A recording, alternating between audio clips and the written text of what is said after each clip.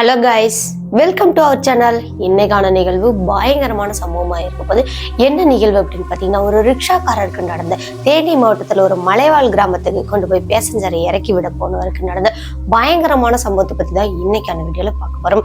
இந்த வீடியோ ரொம்ப திகிலாக இருக்கும் போது எந்த இடத்துலையுமே வீடியோ ஸ்கிப் பண்ணாமல் பாருங்க. வீடியோ பிடிச்சிருந்தா லைக் பண்ணுங்க, ஷேர் பண்ணுங்க, மறக்காம சினிமா ஸ்டோரிஸை சப்ஸ்கிரைப் பண்ணிக்கோங்க. வாங்க அந்த நபருக்கு என்ன நடந்துச்சுன்னு வீடியோக்குள் தொடர்ந்து பார்த்து தெரிஞ்சுக்கலாம்.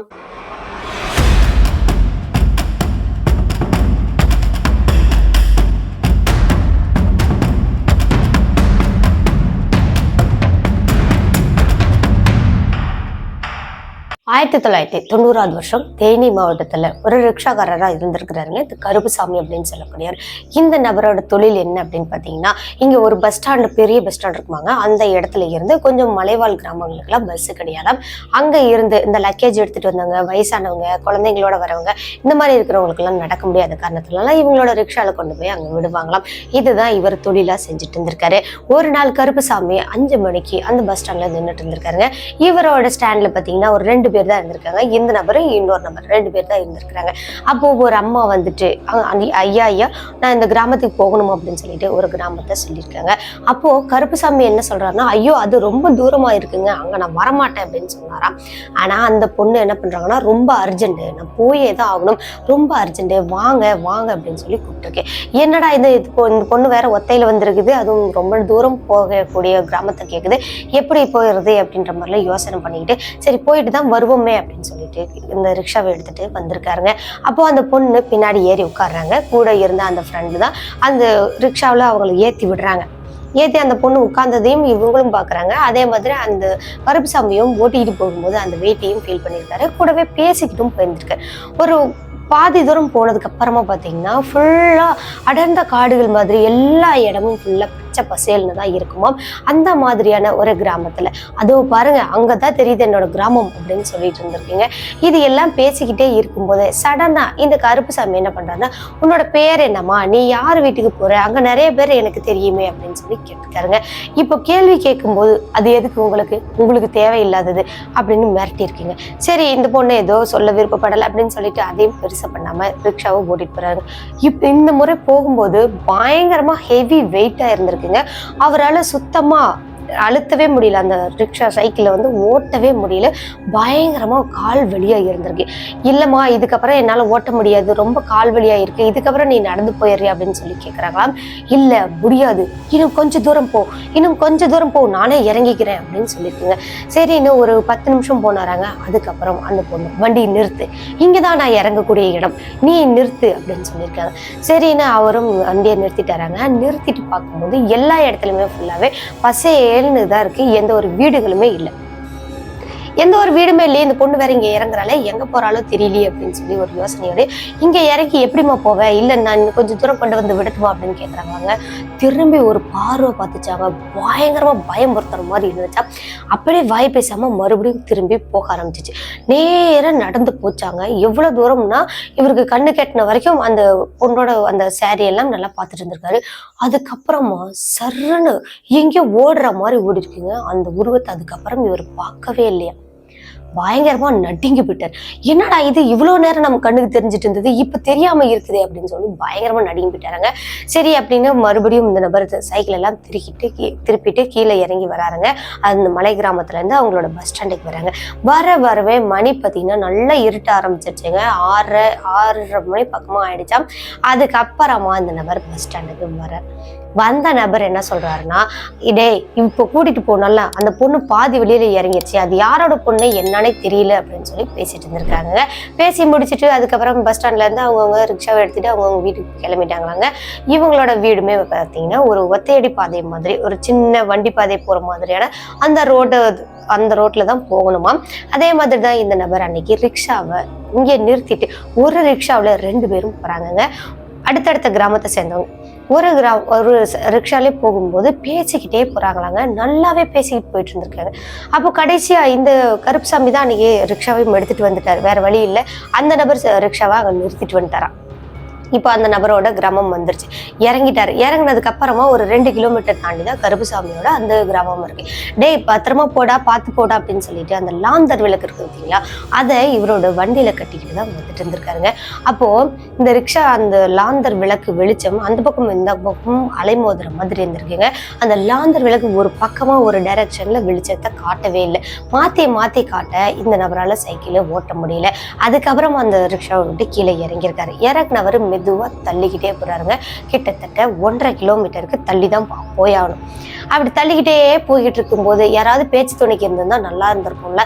என்னடா நம்ம இப்படி தனியா வரமே, சைக்கிளையும் ஓட்ட முடியலையே அப்படின்ற மாதிரி இவர் மனசுக்குள்ளதான் நினைச்சாங்க. திடீர்னுங்க அதான் நான் இருக்கல்ல, என்கிட்ட பேசு அப்படின்னு யாரோ சொல்ற மாதிரி இருந்திருக்குங்க.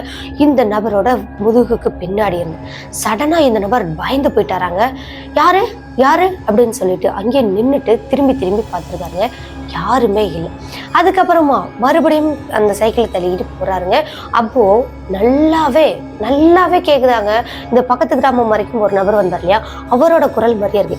அதான் நான் இருக்கல்லடா, என்கிட்ட பேசிட்டு போ, உனக்கு என்ன வேணுமோ அதை நீ என்கிட்ட பேசு அப்படின்னு அது சொல்ற மாதிரியும் இருந்திருக்குங்க. உடனே இந்த கருப்புசாமி அப்படின்றவர் என்ன பண்ணிட்டாராம், என்னடா நம்மளோட ஃப்ரெண்ட் இப்பதான் நம்ம இறக்கி விட்டுட்டோம், மறுபடியும் அதே சத்தம் கேக்குது அப்படின்னு சொல்லிட்டு திரும்பி பார்த்துருக்காருங்க. திரும்பி பார்க்கும்போது அந்த இடத்துல யாருமே இல்லை. ஆனா இவருக்கு அந்த குரல் நல்லாவே கேட்டிருக்கு. சரி, நம்மளோட கற்பனை தான், அவனை கூடவே வச்சுட்டு இருக்கிற மாதிரி நமக்கே தோணிக்கிட்டே இருக்குது போல அப்படின்னு நினைச்சிட்டு ஒரு 3 தடவை அந்த சைக்கிளை கொஞ்சம் ஃபோர்ஸ் பண்ணி தள்ளியிருக்காருங்க. 4வது முறை இந்த நபரோட கூடவே யாரோ வர மாதிரியான அந்த ஃபீலை நல்லாவே பார்த்துருக்காரு. அதாவது இவர் ஒரு சைட்ல இருந்து சைக்கிளை தள்ளிட்டு இருக்காரு, ஆப்போசிட் சைட்ல அந்த உருவம் வர்ற மாதிரி இருந்திருக்குங்க. அதுவும் அந்த லாந்தர்களுக்கு வந்து அந்த பக்கம் இந்த பக்கமும் ஆடிட்டே இருக்கிறதுனால அவருக்கு சரியா அந்த வெளிச்சத்துல அது யாரு அப்படின்றது தெரியல. ஆனா ஒரு ஆள் நடந்து வராங்க. இப்ப நடந்து வரும்போது, யாருப்பா நீங்க தான் இங்க சத்தம் போட்டு வந்தீங்களா அப்படின்ற மாதிரி கேட்கிறாராங்க. அப்போ அந்த உருவம் என்ன சொல்லுதுன்னா, ஆமா நான் தான் போட்டேன், ஆனா நீ நல்லா பயந்துட்டல்ல, அதுதான் எனக்கு வேணும் அப்படின்னு சொல்லியிருக்குங்க. இப்படி சொன்னதும் அந்த நபருக்கு ஒண்ணுமே புரியல. சரி, சின்ன பசங்களாட்டுக்கே ஏதோ விளையாடுறாங்க அப்படின்னு நினைச்சிட்டு அதையும் பெருசு பண்ணாம இந்த நபர் ரிக்ஷாவை தள்ளிக்கிட்டு வராரு. என்ன ஊருப்பா நீ, யார் நீ, எங்க போகணும், யாரோட பையன் அப்படின்னு எல்லாம் கேட்கிறாராங்க. என்ன தெரியலையா, என்ன தெரியல உனக்கு கண்டிப்பா தெரிஞ்சிருக்கும், நான் யாருன்னு சொல்லட்டுமா அப்படின்னு சொல்லிட்டு ஒரு இறந்து போன ஒரு நபரோட, இவங்களோட ஃப்ரெண்டு தாங்க, ஆனா கொஞ்சம் சின்ன வயசுல இறந்து போயிட்டாரு. அவரோட பேர் சொல்லியிருக்காருங்க. சொன்னதும் அப்படியே குப்புன்னு ஒட்டம்பெல்லாம் வேர்த்துச்சாங்க. வேர்த்த உடனே இந்த லாந்தர் விளக்கு முன்னாடி வச்சிருந்தார் இல்லையா, அந்த விளக்கு அந்த பக்கம் இந்த பக்கம் திருப்பிட்டு அந்த உருவத்தை பார்க்குறாருங்க. சேம் இவங்களோட அந்த ஃப்ரெண்டோட உருவம் மாதிரி தாங்க இருந்திருக்கு. டேய் அப்படின்னு சொல்லிட்டு அதுக்கப்புறம் இவருக்கு பேச்சே வரலையாங்க. இந்த ரிக்ஷாவில் ஏறி ஓடி போயிடலாம் அப்படின்னு நினைக்கிறாரு. ஆனா இந்த நபரால அசையவே முடியல. கொஞ்சமா அந்த விளக்கு அப்படியே கையில கெட்டியே பிடிச்சிட்டு இருக்காருங்க. அப்படி பார்த்துட்டு இருக்காரு. அந்த உருவம் ஒரு பெண்ணோட உருவமாகவும் மாறுதுங்க. அதுவும் எங்கேயோ பார்த்த உருவம் மாதிரி இருந்திருக்குங்க. நல்லா நடுநடுங்கி போயிட்டாராங்க. அதுக்கப்புறம் இந்த நபரால எதுவுமே பேசவும் முடியல, எங்கேயும் நகரவும் முடியல. அது கொஞ்ச நேரத்துல இவரோட அந்த கழுத்து பகுதி, தலைப்பகுதி, கால் பகுதி எல்லாமே ரொம்பவே ஜில்லுன்னு மாறுற மாதிரி இருக்கு. யாரோ பிடிச்சி இழுக்க வர மாதிரியும் இருந்திருக்கு. அதன் பிறகு இந்த நபர் ஒரு 10 நிமிஷம் என்ன நடந்துச்சுன்றது ஞாபகமே இல்லை. அந்த 10 நிமிஷத்துக்கு அப்புறமா தான் மறுபடியும் அந்த லாந்தர் விளக்கெல்லாம் பார்க்குறாரு. பார்த்து முடிச்சுட்டு சைக்கிளில் ஏறிக்கிட்டு நேராக அவங்களோட வீட்டுக்கு போயிட்டாராங்க. வீட்டுக்கு போயிட்டும் இந்த நபர் யாருக்கிட்டையுமே பேசவே இல்லைங்க. சரியா பேசாமலே அந்த நபர் சாப்பிடக்கூட இல்லையா, அன்னைக்கு நேராக போய் படுத்துட்டாராங்க. எப்போவுமே ரிக்ஷா விட்டு வந்தாருன்னா அவங்க பிள்ளைங்ககிட்டையும் இவங்க மனைவிகிட்டையும் கொஞ்சம் நேரம் நின்று பேசுவாராம். எவ்வளோ கலெக்ஷனாக இருக்குது என்ன அப்படின்னு எல்லாம் பார்த்துட்டு அதுக்கப்புறமா தான் சாப்பிட்டு தூங்குவாராம். ஆனால் இன்னைக்கு எதுவுமே பண்ணல. சரி, ரொம்ப டயர்டா இருந்திருக்க மாட்டுக்கு அப்படின்னு நினைச்சிட்டு அதையும் பெருசு பண்ணாம அவங்களோட மனைவி விட்டாங்க. அடுத்த நாள் காலையில எந்திரிக்கிறாங்க. எழுந்துட்டு இந்த சாணி கோலம் எல்லாம் போடலாம் அப்படின்னு எந்திரிச்சு வெளியே வந்து அவங்க மனைவி பயங்கரமா ஷாக் ஆயிட்டாங்க.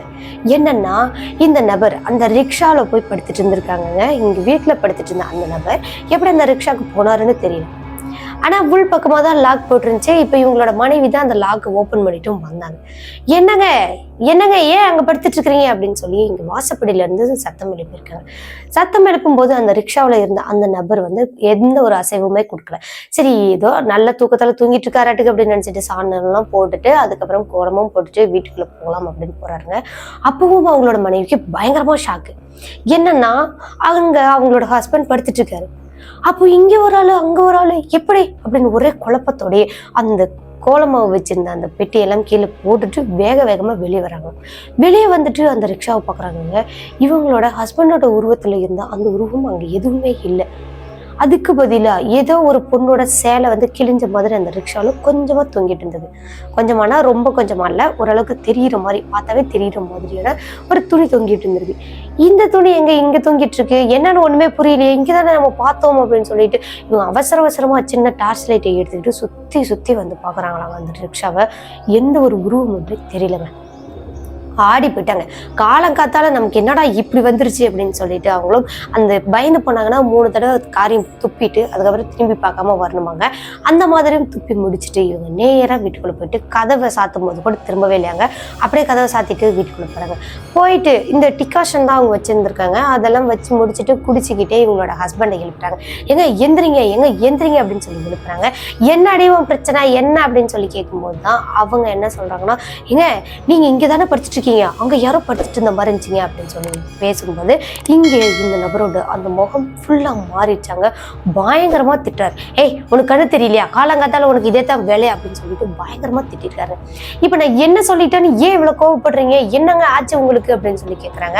அவங்களோட மனைவி எது பேசினாலுமே இவர் எரிஞ்செறிஞ்சுதான் வந்திருக்காரு. ஒண்ணும் இல்லை, இப்போ உனக்கு வேற வேலையே இல்லை, எப்போ பார்த்தாலும் என்னன்னு வந்துடுறப்ப அப்படின்னு சொல்லிட்டு அவங்க ஹஸ்பண்ட் அவங்கள வந்து உதாசீனப்படுத்திட்டு மறுபடியும் படுத்து தூங்குறாங்க. நல்லா தூங்குறாங்க. இப்போ அவர் தூங்க ஃபுல்லா அந்த இடமெல்லாம் ஈரமான மாதிரி இருக்குங்க. அந்த பக்கம் திரும்பி படுத்தாருன்னா அந்த இவர் படுத்துட்டு இருந்தா அந்த அச்சு அப்படியே தெரிகிற மாதிரி இருந்திருக்குங்க. என்னடா இது இவ்வளோ உருக்கமா இருக்கே, அதுவும் கொஞ்சம் குளிர்காலமா இருக்கும்போது இவ்வளோ உருக்கமா கண்டிப்பா இருக்கவே இருக்காது அப்படின்னு யோசனை எல்லாம் பண்ணிட்டு அதுக்கப்புறம் அந்த டிகாசன் எல்லாம் குடிச்சு முடிச்சுட்டு போயிட்டு சமையல் வேலையை செய்யறாங்க. காலையில இவங்களோட பிள்ளைங்களை எல்லாம் ஸ்கூலுக்கு அனுப்பி வச்சுட்டு அதுக்கப்புறமா இவங்களோட கணவர் எழுப்புறாங்க. இவங்களோட கணவர் எந்திரிக்கவே இல்லை, ஒரு மாதிரி ஜில்லுன்னே இருந்துக்கிறாரு.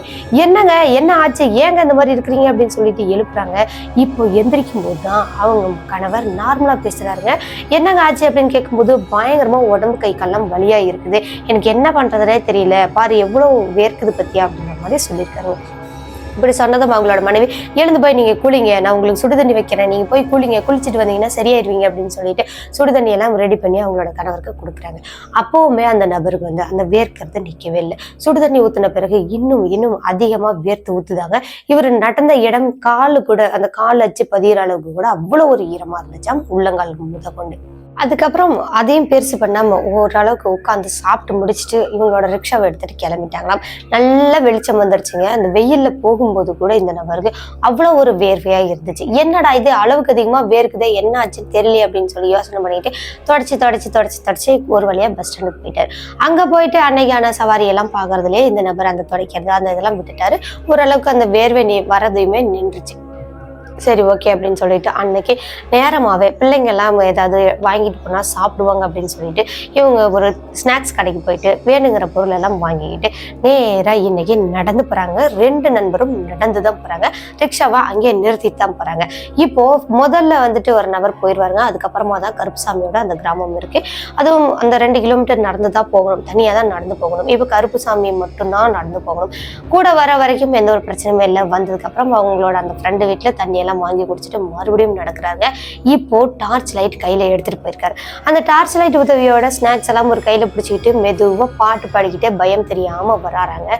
சரியா முன்னாடி நாள் பார்த்தா அந்த இடம் வந்ததுமே, டேய் எனக்கு கொஞ்சம் கொடுத்துட்டு போடா, எனக்கு பிடிச்சதா வாங்கிட்டு போறியே, உனக்கு என் ஞாபகமே வரலையா அப்படின்னு சொல்லி யாரும் பேசுறாங்க. இந்த குரலும் ஆல்ரெடி கேட்ட குரல் மாதிரி இருக்கு. இந்த குரலை கேட்டதும் அவர் திரும்பவே இல்லையாங்க, நிற்கவும் இல்லையா. அவர் கேஷுவலா நடந்து போற மாதிரி போய்கிட்டே பாடிக்கிட்டே போறாருங்க, எதையுமே காதுல வாங்காமலே. கொஞ்சம் தூரம் போனதுக்கு அப்புறமா பாத்தீங்கன்னா ஆப்போசிட் சைட்ல இருந்து யாரோ நடந்து வர மாதிரி இருக்குங்க. அதுவும் ஒரு பொண்ணு நடந்து வர மாதிரி இருக்கு. இந்த பொண்ணோட அந்த உருவம் வந்து ரொம்ப விகாரமா இருந்திருக்கு. காலு அந்த பாதங்களே இல்லாத மாதிரி இருந்திருக்கு. கூடவே கொலுசு சத்தம் மட்டும் தனியா கேட்டிருக்கு. என்னடா இது பாதமே இல்லாத மாதிரி இருக்கு, கொலுசு சத்தம் மட்டும் கேக்குது, அவ்வளவு கருப்பாவா இருக்கிறாங்க இந்த இருட்டுகள் தெரியாத அளவுக்கு அப்படின்னு முகத்துல டார்ச் அடிக்கிறாங்க. அந்த முகம் பயங்கர விகாரமா இருந்திருக்கு. ஆனா இந்த முகம் எங்க பார்த்திருக்காருன்னா ஆல்ரெடி அந்த மலை கிராமத்துக்கு ஒரு அம்மாவை ஏத்திட்டு போனார்ல, அது கூட கொஞ்ச தூரத்துல மறைஞ்சிச்சு. அந்த அம்மாவோட அதே தோற்றம் தான் அப்படியே தான் இருக்கு. இது ஒரு பொண்ணு மாதிரி இருந்துச்சு, இப்ப என்ன ஒரு விகாரமா இருக்கே, ஒரு வித்தியாசமா இருக்கே அப்படின்னு சொல்லிட்டு அந்த முகத்துல இருந்து டார்ச்சை வேற பக்கம் திருப்பிட்டு நேரம் நடந்து போறாருங்க. ஃபுல் ஸ்பீட்ல இவரால் எவ்வளவு முடியுமோ அவ்வளவு வேக வேகமா நடந்து போறாரு. அதுவும் சத்தமா பாட்டும் பாடிக்கிட்டு போறாரு. இவர் பாடி முடிச்சு கொஞ்சம் கேப் கொடுத்தாரு அப்படின்னாவே, ஏய் நில்லு, அதை என்கிட்ட கொடுத்துட்டு போ அப்படின்னு கேக்குதாங்க. இப்படி கேட்டுட்டே இருக்கும்போது இவர் அந்த கவரை கெட்டியா கையில பிடிச்சிட்டாருங்க. எனக்கு பிள்ளைங்களுக்கு ஆசையா இருப்பாங்க, அவங்க வாங்கிட்டு வர சொன்னாங்களாம், வாங்கிட்டு போனோம் அப்படின்ற மாதிரி அவர் வாங்கிட்டு வந்திருக்காரு. அதை கெட்டியா இறுக்கி பிடிச்சிக்கிட்டு இந்த நபர் வேக வேகமா நடக்கிறாராங்க. நடந்து வீட்டுக்கு வந்துட்டார். வீட்டுக்கு வந்ததுக்கு அப்புறமா இந்த நபர் கை கால் எல்லாம் கழுவுறதுக்காக அந்த வாசப்படி மேல அந்த கவரை வச்சுட்டு கை கால் முகமெல்லாம் கழுவிட்டு அதுக்கப்புறம் வீட்டுக்குள்ள போறாங்க. வீட்டுக்குள்ள போயிட்டு கொஞ்ச நேரம் எல்லாம் பேசி முடிச்சுட்டு சாப்பிட்டு முடிச்சதுக்கு அப்புறமா இருக்கு ஞாபகமே வந்திருக்கு, வெளியே ஸ்நாக்ஸ் வச்சோமே அப்படின்னு சொல்லிட்டு வேக வேகமா ஓடி போயிட்டு அந்த ஸ்நாக்ஸை எடுக்கலாம் அப்படின்னு போய் பாக்குறாருங்க. அவங்களோட மனைவி தான் ஃபர்ஸ்ட் சொல்றாரு, வெளியே இருக்கு, அதை போய் எடுத்துட்டு வா அப்படின்னு சொல்றாரு. அவங்களோட மனைவி வெளியே போய் பார்த்துட்டு எதுவுமே இல்லை, அங்க எதுவுமே இல்லை, நீங்க என்ன சும்மா சொல்லிட்டு இருக்கிறீங்க, பிள்ளைங்களை ஏமாத்தாதீங்க அப்படின்ற மாதிரிலாம் சொல்லிட்டு இருக்காங்க. ஆனா கண்டிப்பா நான் வாங்கிட்டு வந்தேன் அப்படின்னு சொல்லிட்டு இந்த நபரும் போய் பாக்குறாரு. அங்க அவர் வாங்கிட்டு வந்த அந்த கவருக்கான எந்த ஒரு அடையாளமுமே இல்லை. அப்படியே அந்த இடத்துல எல்லாமே எம்டியா தான் இருந்திருக்கு. என்னடி கண்டிப்பா நான் வாங்கிட்டு வந்துட்டேன், இன்னைக்கான கலெக்ஷன்ல பாரு பாதி காசு இருக்காது, எல்லாமே ஸ்நாக்ஸ் வாங்கிட்டு வந்தேன் அப்படின்னு சொல்றாரு. ஆனா அங்க எதுவுமே இல்லை. சரி ஓகே அப்படின்னு சொல்லிட்டு அதை விட்டுருங்க, பிள்ளைங்க தூங்க ஆரம்பிச்சிட்டாங்க, அதனால விட்டுருங்க அப்படின்னு சொல்லிட்டு அவங்களோட மனைவி வீட்டுக்குள்ள போய் கூட்டிட்டு போயிட்டாங்க. அவங்க பிள்ளைங்களும் தூங்கி முடிச்சதுக்கு அப்புறமா இந்த நபருக்கு யோசனை மேல யோசனையா இருந்திருக்கு. அதன் பிறகு ஒரு 12 மணி இருக்குமாங்க. 12 மணிக்கு கரெக்டா இவங்களோட மனைவி எதுக்காக எந்திரிச்சாங்க, எப்படி எந்திரிச்சாங்கன்னு தெரியல, ஆனா எழுந்திருக்காங்க. எழுந்தவங்க பாக்குறாங்களாங்க, இருட்டுக்குள்ள கருப்பா இவர் படுத்துட்டு இருந்த அந்த கட்டில் மேல உட்காந்துக்கிட்டு ஏதோ சாப்பிடுற மாதிரி தெரிஞ்சிருக்குங்க. ஏதோ சாப்பிட்றத நல்லா பார்த்துட்டாங்க. அந்த சத்தமும் நல்லா கேட்குது. வேக வேகமாக ஓடி போயிட்டு லைட்டை போடுறாங்க. லைட்டை போட்டுட்டு பார்த்தா இவங்களோட கணவர் தாங்க, அந்த கருப்பு சாமி தாங்க அப்படி சாப்பிட்டுட்டு இருந்திருக்காரு. பயங்கரமா நடுங்கி போயிட்டாங்களாம் இவங்களோட மனைவி. என்னங்க பண்றீங்க, என்ன ஆச்சு, ஏன் இந்த மாதிரி பண்ணிட்டு இருக்கிறீங்க, வாங்கிட்டு வந்த ஸ்நாக்ஸ் எல்லாம் காணோன்னு சொன்னீங்க, பிள்ளைங்களை இப்படி ஏமாத்துறீங்களே அப்படின்னு சொல்லிட்டு பயங்கரமா சத்தப்படுறாங்களாங்க. ஏய் நீ போக மாட்ட தூர, தங்கச்சி உனக்கு அமைதியா இருக்க தெரியாதா அப்படின்னு சொல்லியிருக்காங்க. அது கூடவே கொஞ்சம் கோபமாவும் ஏதோ பேசியிருக்காரு.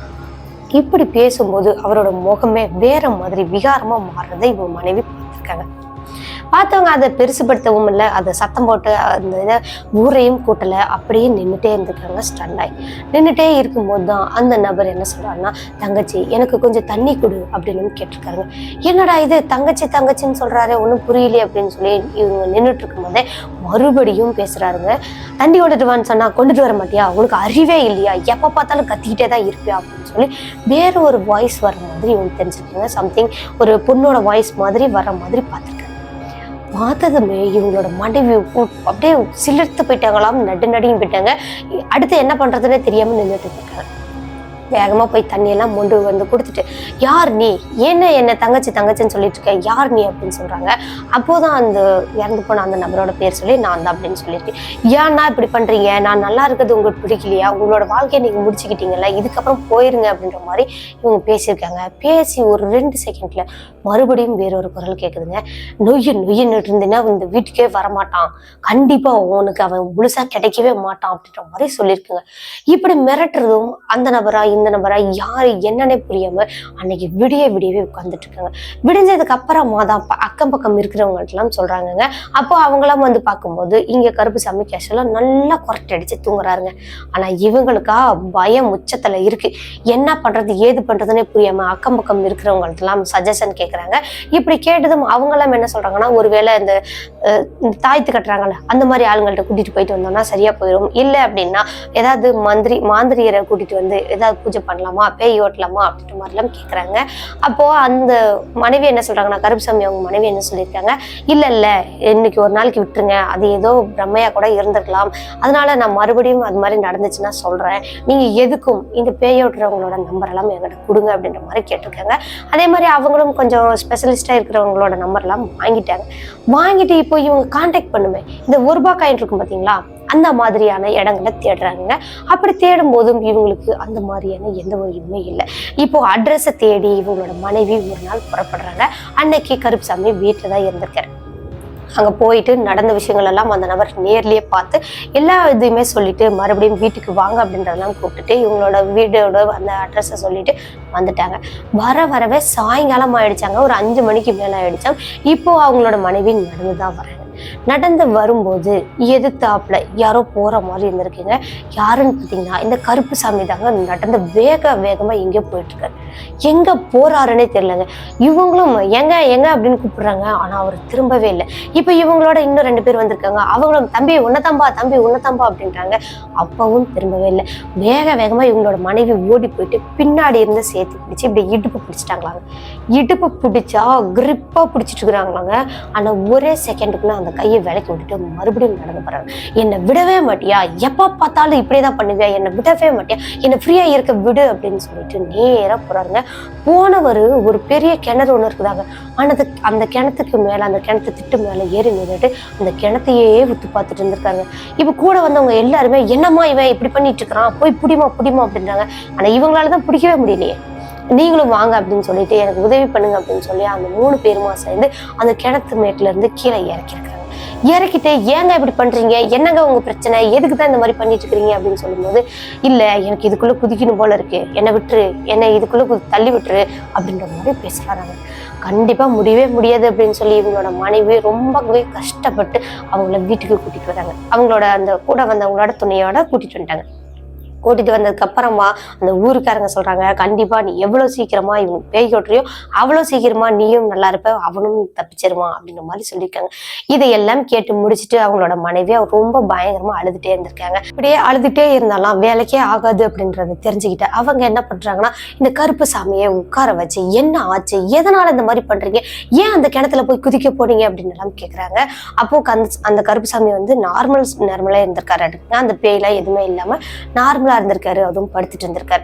அப்போ அவர் யோசனையோடய எதையோ பத்தி யோசனை பண்ணிக்கிட்டே இருந்தவருக்கு டக்குன்னு இவங்களோட மனைவி இப்படி கேட்டதும், ஏய் இங்க வாவே அப்படின்னு சொல்லிட்டு, நானா கிணத்துல குதிக்க போனேன், ஆனா கண்டிப்பா நீ சொல்றதை நான் நம்ப மாட்டேன் அப்படின்னு சொல்லியிருக்காங்க. அந்த கூட வந்தாங்கல்ல அவங்களும் சொல்லிட்டு போயிருந்திருக்காங்க. அவங்க சொன்னதுனாலதான் ஏதோ நம்புறேன் அப்படின்னு சொல்லிட்டு அங்க ஃபர்ஸ்ட் நாள் நடந்தது, அந்த பொண்ணை இறக்கி விட்டது, அதுக்கப்புறம் வரும்போது நடந்தது எல்லாத்தையுமே சொல்லிட்டு நான் ரொம்பவே பயந்துட்டேன் அந்த டைம்ல, அதனால கூட ஒருவேளை எனக்கு பேய் பிடிச்சிருக்குமோ அப்படின்னு சொல்றாங்க.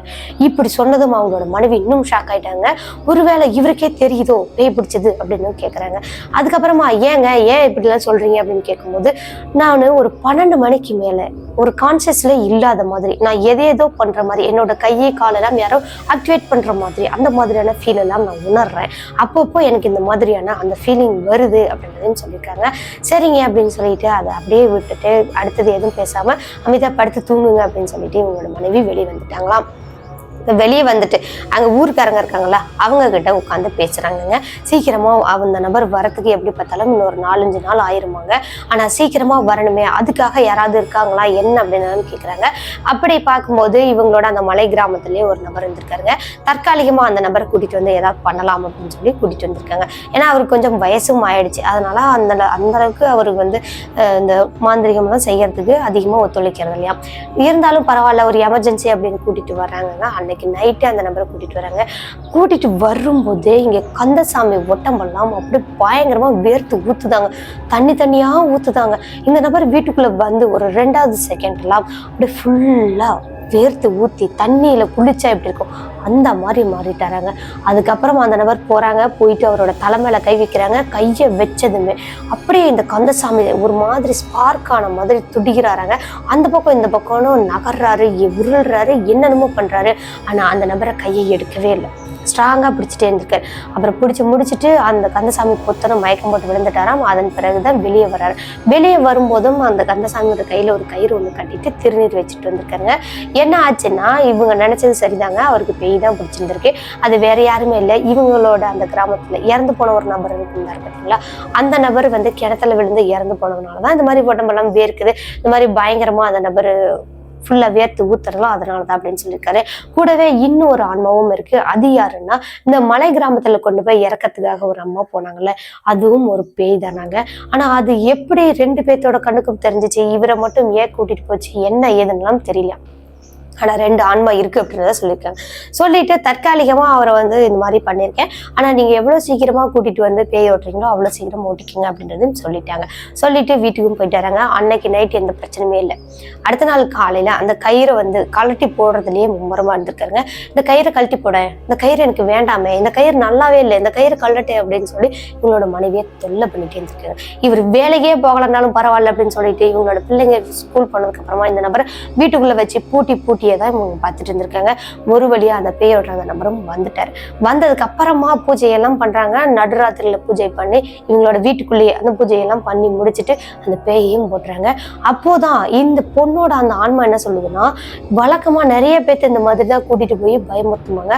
பயந்தாங்க ஒரு மாதிரி திக்குன்னு நினைச்சிட்டாங்க அப்படின்னாவே அவங்கள அப்படியே பிடிச்சிருவாங்க.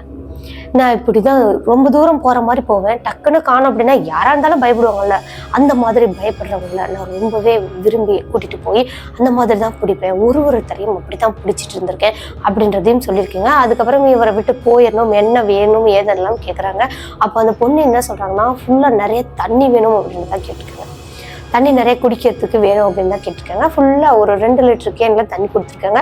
முக்கால்வாசி தண்ணியை குடிச்சு முடிச்சதுக்கு அப்புறமா அப்பா எனக்கு இப்போதான் திருப்தியாக இருக்கு அப்படின்னு அந்த பொண்ணோட ஆன்மா விலகிடுச்சாங்க. அடுத்தது இந்த ஃப்ரெண்டோட ஆன்மா வருது. அது வந்துட்டு என்ன சொல்லியிருக்குன்னா, அவருக்கு தவறிதான் அதுக்குள்ளே விழுந்து இறந்து போயிட்டார். ஆனால் அவர் யாருமே கண்டுக்கல, அவருக்கு நீச்சலும் தெரியல, அதனால இறந்து போயிட்டார். இதையெல்லாம் சொல்லிட்டு 2 ஆன்மாவும் வெளியேறிடுச்சுங்க. அது பூஜை பண்ணும்போது இந்த சத்திய வாக்குன்றதெல்லாம் வாங்குவாங்கல்ல, அந்த மாதிரி வாங்கிட்டு இனிமேல் பர்மனெண்ட்டாக இந்த உடம்புல இருக்கக்கூடாது அப்படின்றதுக்கான அந்த பூஜையெல்லாம் செஞ்சுட்டு தாய் தொண்ணு ஆல்ரெடி கட்டியிருந்ததை கழட்டி அந்த தீயிலே போட்டுட்டு மறுபடியும் இன்னொரு தாயத்து கட்டி விட்டுருக்காங்க.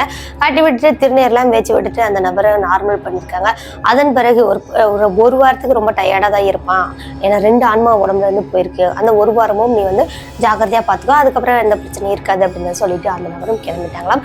அதுக்கப்புறம் அவர் சொன்ன மாதிரியே ஒரு வாரம் இந்த கருப்புசாமியே ரொம்ப டயர்டாக ரொம்ப வீக்காக தான் இருக்கிற மாதிரி இருந்திருக்காரு. அந்த வேலைக்கெல்லாம் எங்கேயுமே போகாமலே இருந்திருக்காரு. பிள்ளைங்களும் வீட்டுக்கு வந்து அப்பாவை பார்த்ததும் ரொம்ப சந்தோஷத்துல அந்த ஒரு வாரம் பிள்ளைங்களும் ரொம்ப ஜாலியாக இருந்திருக்காங்க. ஒரு வாரத்துக்கு அப்புறமா மெல்ல மெல்ல தேர்றாரு. இவங்களோட அந்த குடும்ப வறுமை சூழ்நிலை காரணமா இவர் அதுக்கப்புறம் ரிக்ஷா ஓட்ட போறாரு. போனாலுமே வந்து என்ன பிரச்சனை அப்படின்னு பார்த்தீங்கன்னா, இந்த கூட்டமா வராங்கல்ல அவங்களோட தான் ஈஸியாக எடுத்துட்டு போயிடுவாராம். ஆனால் இந்த சிங்கிளா வரவங்கள அந்த மாதிரி இருக்கிறவங்களெல்லாம் அவ்வளோ சீக்கிரம் ஏற்றிக்கவே மாட்டாராம். அப்படி சிங்கிளா வராங்கனாலும் இன்னும் 2-3 பேர் சிங்கிளா வருவாங்கல்ல, அவங்களோட சேர்த்து தான் கொண்டு போவாராம். இப்படிதான் அவங்களோட வாழ்க்கை நடந்துட்டு இருந்துச்சு. இப்போ அந்த நபர் இறந்து போயிட்டாரு. ஆனா அவருக்கு நடந்த இந்த நிகழ்வு அவங்களோட பிள்ளைங்களுக்கு சொல்லி இருந்திருக்காரு. அவங்க தான் நமக்கு சொல்லியிருக்காங்க. இந்த நிகழ்வு சொன்ன அவங்களுக்கு ரொம்ப ரொம்ப நன்றி சொல்லிடலாம். வீடியோ எப்படி இருந்துச்சுன்னு மறக்காம கமெண்ட் பாக்ஸ்ல கமெண்ட் பண்ணுங்க. வீடியோ பிடிச்சிருந்தா லைக் பண்ணுங்க, ஷேர் பண்ணுங்க, மறக்காம உங்க ஃப்ரெண்ட்ஸ் அண்ட் ஃபேமிலிக்கு நம்மளோட சேனலை ரெக்கமெண்ட் பண்ணுங்க. ஓகே காய்ஸ், இது மாதிரி பயங்கரமான ஹாரரான ஸ்டோரிஸ் எல்லாம் கேட்கணும் அப்படின்னா நம்மளோட சின்ன ஸ்டோரிஸை மறக்காம சப்ஸ்கிரைப் பண்ணிக்கோங்க. பக்கத்துல உள்ள பெல் ஐக்கன்ல ஆல் கொடுத்து வச்சுக்கோங்க. அது மட்டும் இல்லைங்க, இது மாதிரியான உங்களோட வாழ்க்கையிலோ அல்லது உங்க ஃப்ரெண்ட்ஸ் அண்ட் ரிலேட்டிவ்ல யாருக்காவது இந்த ரியல் லைஃப் கோஸ்ட் எக்ஸ்பீரியன்ஸ் அல்லது இந்த பயங்கரமான திகில் ஏதாவது நடந்திருக்கு அப்படின்னா அதை நம்மளோட சேனல்ல வீடியோவா பார்க்கணும்னு நீங்க ஆசைப்படுறீங்களா? அப்ப என்னோட வாட்ஸ்அப் நம்பருக்கு நீங்க வாய்ஸ் நோட்டை சென்ட் பண்ணிக்கலாம். கண்டிப்பா அந்த நிகழ்வு நம்மளோட சேனல்ல வீடியோவா பார்க்க முடியும். ஓகே கைஸ், மீண்டும் ஒரு திகிலான பயங்கரமான ஹாரரான ரியல் லைஃப் கோஸ்ட் இன்சிடென்ட்டோட அடுத்த எபிசோட்ல சந்திக்கிற வரைக்கும் உங்களிடமிருந்து விடைபெறுகிறேன். உங்கள் சினோ ஸ்டோரிஸில் நானுமா. டாடா பாய்.